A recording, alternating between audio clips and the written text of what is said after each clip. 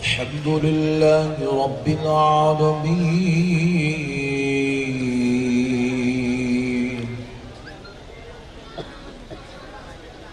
والصلاة والسلام على سيد الأنبياء والمرسلين،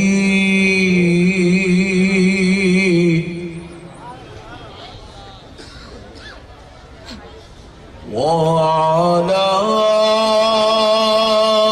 آله وأصحابه أجمعين الأكرمين.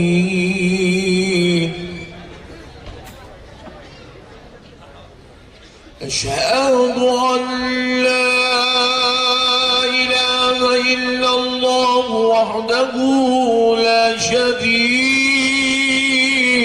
له، وأشهد أن سيدنا ونبينا فمولانا محمدا عبده ورسوله. أما بعد فأعوذ بالله من الشيطان الرجيم. بسم الله الرحمن الرحيم.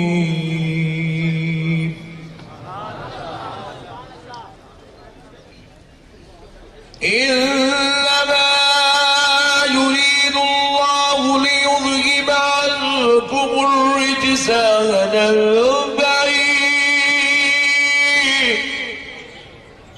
أهل البيت ويطهركم تطهيرا.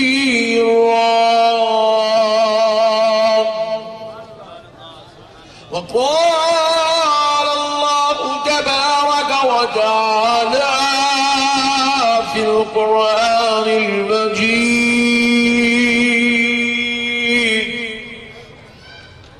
قل لا أسألكم عليه أجرا إلا المودة في القربى.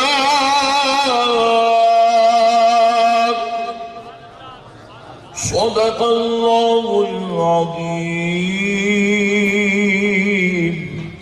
وبلغنا رسوله النبي الكريم، ونحن على ذلك لمن الشاهدين والشاكرين، والحمد لله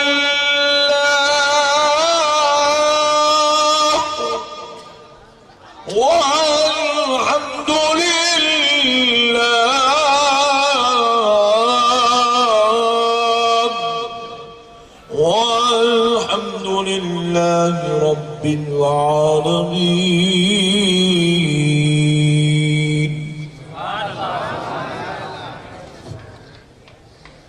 محترم سامعین کرام، معزز بزرگ حضرات اور نوجوان ساتھیوں، بالخصوص اسٹیج پر جلوہ افروز جلیل القدر خطبہ اعظام، نعت خواں حضرات، دانشوران قوم و ملت، محبان اہل سنت، عاشقان اہل بیت، غلامان غوث اعظم و غریب نواز،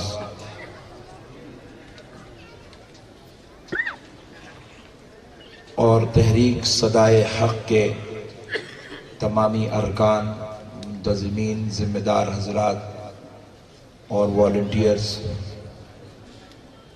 اللہ تبارک و تعالیٰ کا یہ بہت بڑا احسان عظیم ہے، اس کے پیارے حبیب صلی اللہ علیہ وآلہ وصحبہ وسلم کی لطف و عنایت ہے کہ آج تحریک صدائے حق کی آواز پر اور پرچم تلے جلسے یاد حسین علیہ السلام کی اس بابرکت اور روح پرور نورانی علمی و عرفانی مجلس میں آپ کو اور ہم کو حاضر ہونے کی توفیق اور سعادت نصیب ہوئی ہے۔ اللہ تبارک و تعالیٰ کا جتنا بھی شکر بجا لائیں کم ہے کہ پروردگار نے اہل بیت کے چاہنے والوں میں سے پیدا کیا ہے۔ اہل بیت کوئی معمولی لوگ نہیں ہیں، ان کی شان، ان کی عزت، ان کا رتبہ، ان کا مرتبہ اس درجے پر فائز ہے کہ گناہگار ان کا ذکر بھی کر لیں تو گناہگاروں کی مغفرت ہو جاتی ہے۔ سبحان اللہ، سبحان اللہ۔ ایسی بابرکت اور روحانی مجلس میں تحریک صدائے حق نے اپنی پوری محنت و جستجو، اپنی تڑپ اور اپنی عقیدتوں کا اظہار کرتے ہوئے اتنے بڑے عظیم مجموعے کو یہاں پر جمع کیا۔ یہ فنکشن ہال ضرور ہے اور میمن برادری اس بات پر گواہ ہے، جب سے فنکشن ہال بنا ہے آج تک کسی کے ولیمے میں اتنی پبلک نہیں آئی۔ واہ واہ، بہت بہت۔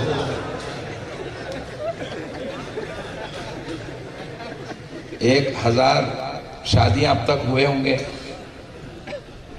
مگر کسی دولہے اور دلہن کو دیکھنے کے لیے اتنے لوگ یہاں پر جمع نہیں ہوئے۔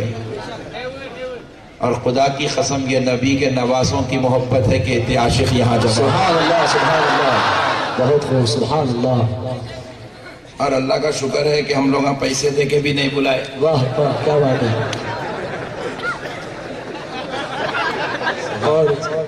بہت سمجھدار لوگ ہیں اورنگ آباد میں، بڑے سے بڑے دھارکاری کو بھی اگر اتنا بڑا مجموعہ جمع کرنا ہے تو کم سے کم 6 مہینے پہلے سے محنت کرنا پڑتا،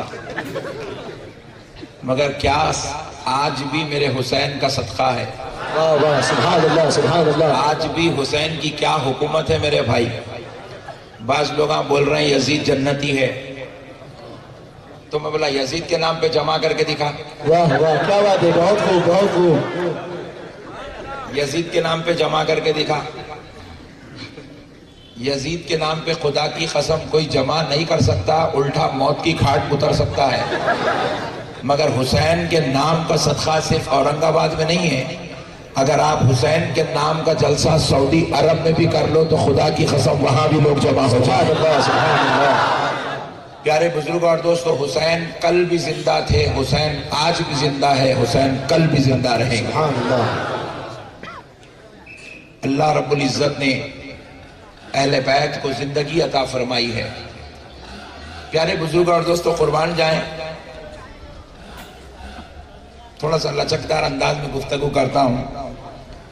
ایک صاحب بولے کہ مولانا صاحب یزید جنتی ہے اور یزید جنت میں جائیں گا، یزید حق پہ تھا، حسین غلطی پہ تھے، نعوذ باللہ۔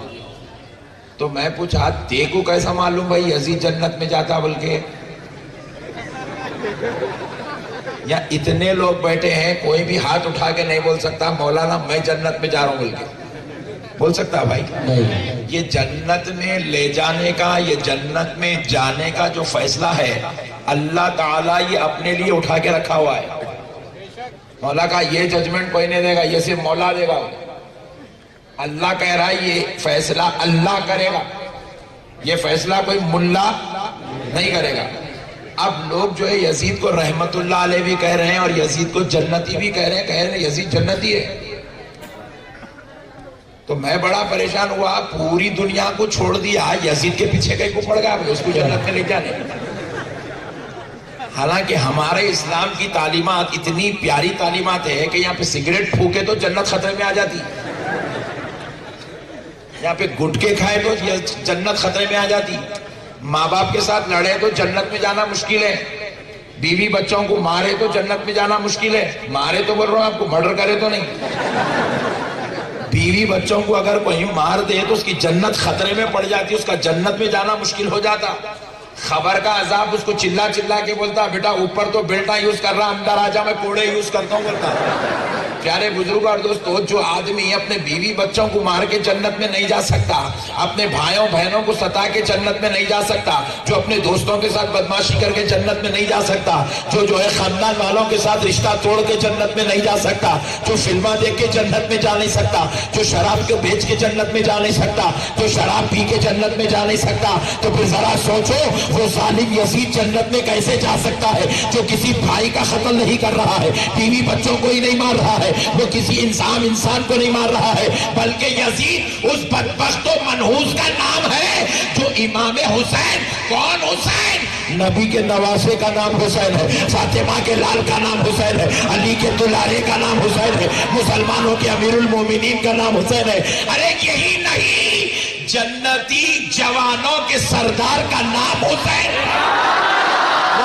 رسالت پیغام امام حسین، عصمت امام حسین، عصمت امام حسین، جنتی جوانوں کے سردار زندہ باد۔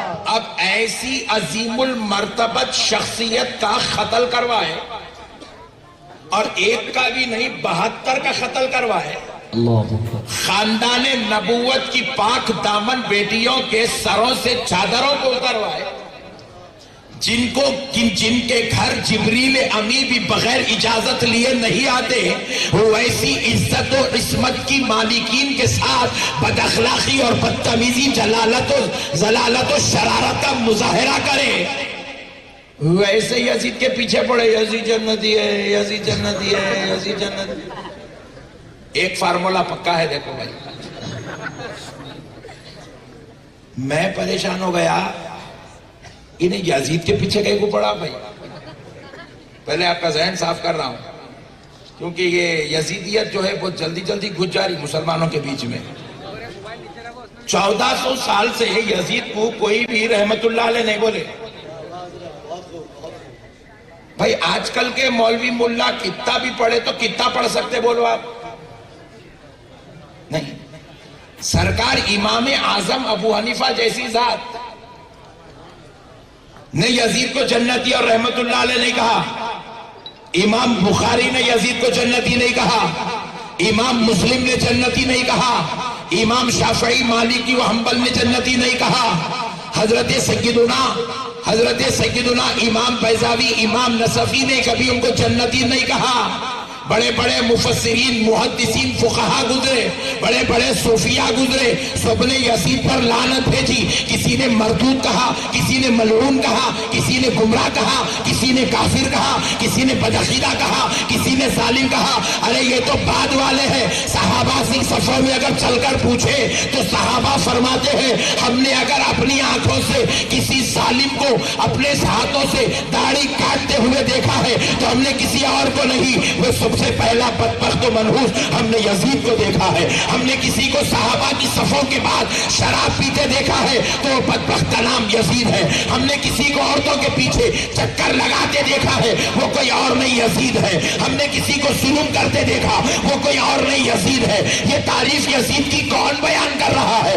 صحابہ بیان کر رہے ہیں۔ صحابہ کہہ رہے ہیں یزید ظالموں کا سردار ہے، یزید پاپی ہے، یزید شریر ہے، یزید گندا ہے، یزید شرابی ہے، یزید جانی ظالی ہے، یزید برا ہے۔ میرے پیارے بزرگ اور دوستو، جس کے اندر اتنی خطرناک صفات موجود ہو اور 14ویں صدی کا ملا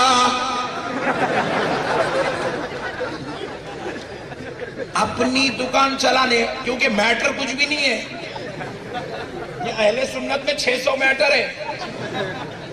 محرم ختم تو 12 ربیع الاول، واہ واہ کیا بات ہے، ربیع الاول ختم تو 11ویں شریف، 11ویں ختم ہو جائے تو بانی جامع نظامیہ، سبحان اللہ، 12ویں بانی جامعہ کا ختم ہو جائے تو پھر حضرت ابوالحسنات، حضرت ابوالحسنات کا معاملہ ختم ہو جائے تو رجب میں سرکار غریب نواز، رجب میں شب معراج، رجب میں مولا علی، جب یہ ختم ہو جائے تو شعبان میں شب برات، میرے پیارے دوستو یہ ختم ہو جائے تو رمضان۔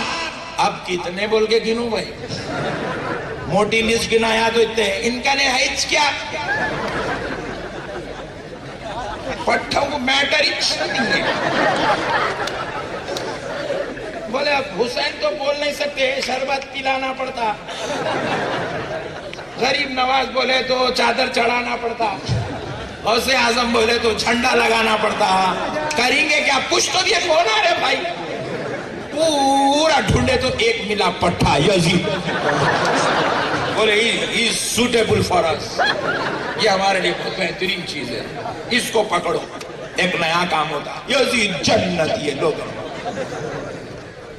میرے پیارے بزرگ اور دوستو، اللہ کے واسطے جس کو اللہ نے مردود کر دیا ہو، جس کو رسول اللہ نے لعنتی کیا ہو، جس کو صحابہ نے اپنی صفوں سے نکال کے پھینکا ہو، جس پر بڑے بڑے اکابروں نے لعنت بھیجنی ہو، جس کو بڑے بڑے اکابروں نے اپنی صفوں میں سے نکال کر پھینکا ہو، خدا کا واسطہ مسلمانوں ایسے ظالم کی تائید میں کبھی آگے مت بڑھو۔ بس اب یہ یزید کا میٹر کلوز کرو، بس خالی آپ کا ذہن صاف کرنا چاہتا تھا کہ یزید کی چکر میں کہیں آخرت برباد نہ کر لیں۔ دیکھو ایک بات پتہ کے بعد ختم کرتا ہوں، ان لوگوں کو عجیب شوق اٹھا یزید کے پیچھے پڑے، یزید کا بیٹا خود یزید کے پیچھے نہیں گیا۔ پوائنٹ ٹو بی نوٹڈ، بہت بڑی بات سمجھا رہا ہوں۔ یزید کا بیٹا تھا، یزید نے اپنے بیٹے کا نام اپنے والد کے موافق معاویہ رکھا تھا۔ یزید کے والد کا نام بھی معاویہ ہے، یزید کے بیٹے کا نام بھی معاویہ ہے۔ معاویہ بن یزید،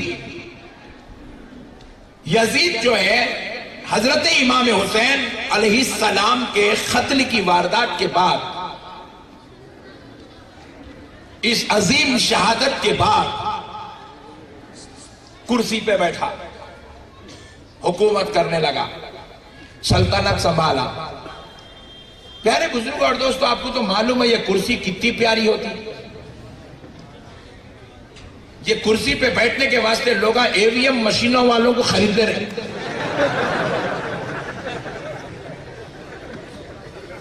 حکومت ہماری بننا بول کے ایک ایک ایم ایل اے کو 100 کروڑ میں اب خرید رہے ہیں۔ پیارے بزرگ اور دوستو، کرسی اتنی عزیز ہے۔ اب یزید امام حسین کا قتل کر کے پوری بے فکری کے ساتھ سلطنت و حکومت کا مالک بن کے کرسی پہ بیٹھ گیا۔ اب بیٹھا تو بیٹھا، آپ سمجھ رہے ہوں گے بیٹھنے کے بعد 50 سال حکومت کراؤں گا، 100 سال کراؤں گا، 80 سال کراؤں گا، 15 سال کراؤں گا۔ بدنصیب کو 5 سال بھی نصیب نہیں ہوئے۔ ہندوستان میں آتا تو کم سے کم 5 سال تو ہی بیٹھ سکتا تھا۔ بدنصیب کو 5 سال بھی نصیب نہیں ہوئے۔ اس کی مختلف روایات ہیں۔ ایک روایت میں آگے صرف 3.5 سال حکومت کرا۔ کتنے سال؟ 3.5 سال حکومت کرا، اور اتنا چندی تھا، عورت کے ہاتھ سے مار کھا کے مر گیا۔ اتنا نکلے ہوا پلر تھا یہ، ایک عورت بلا کے کام مچا دی اس کا۔ پیارے بزرگ اور دوستو، غور کرنے والی بات ہے کہ یزید جب 3.5 سال کے بعد موت کی گھاٹ اتر گیا، کام کچھ بھی نہیں کرا، خالی عیاشی کرا، بس کرسی پہ بیٹھ کے۔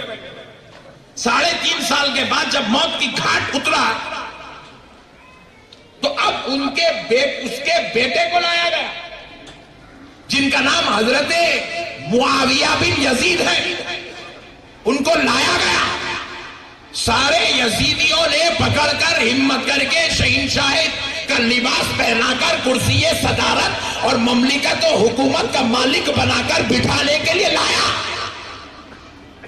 معاویہ بن یزید جب اپنے باپ کی اس تخت و کرسی کے قریب آئے، آپ کو تو معلوم ہونا چاہیے، اب سعودی عرب کو دیکھو، باپ کی مسند پر بیٹا بادشاہ بن کر بیٹھتا ہے، جب بیٹا انتقال کر جائے تو پوترا بادشاہ بن کر بیٹھتا ہے، پوترا مر جائے تو اس کا بیٹا بادشاہ بنتا ہے، وہ مر جائے تو اس کا بیٹا بادشاہ بنتا ہے۔ یا یزید اتنے قتل و غارت گری، اتنی ظلم و زیادتی کے بعد، حضرت امام حسین کی شہادت کے بعد کرسی حکومت پر بیٹھا، تخت سلطنت پر بیٹھا، تو ہوا کیا؟ صرف 3.5 سال میں موت کی ٹھاٹ اترا، ایک منحوس، ایک ناپاک سازش کا شکار ہو کر ایک عیاش عورت کے ہاتھوں مارا گیا۔ اب پھر دوسرا مسئلہ کیا ہوا؟ جب بیٹے کو لایا گیا کہ باپ کی مسند سنبھال، کرسی پر بیٹھ، حکومت سنبھال، تو یزید کا بیٹا جب قریب آیا وہ کرسی اور تخت کو دیکھا جہاں بیٹھ کر سلطنت کی جاتی تھی، بیٹے نے اس تخت کو لات مارا، لات مار کے کہا خدا کی قسم میں اس منحوس تخت و کرسی پر نہیں بیٹھ سکتا جو تخت و کرسی امام حسین کے قتل سے حاصل کی گئی۔ اس تخت و کرسی کو حاصل کرنے کے لیے خاندان نبوت کے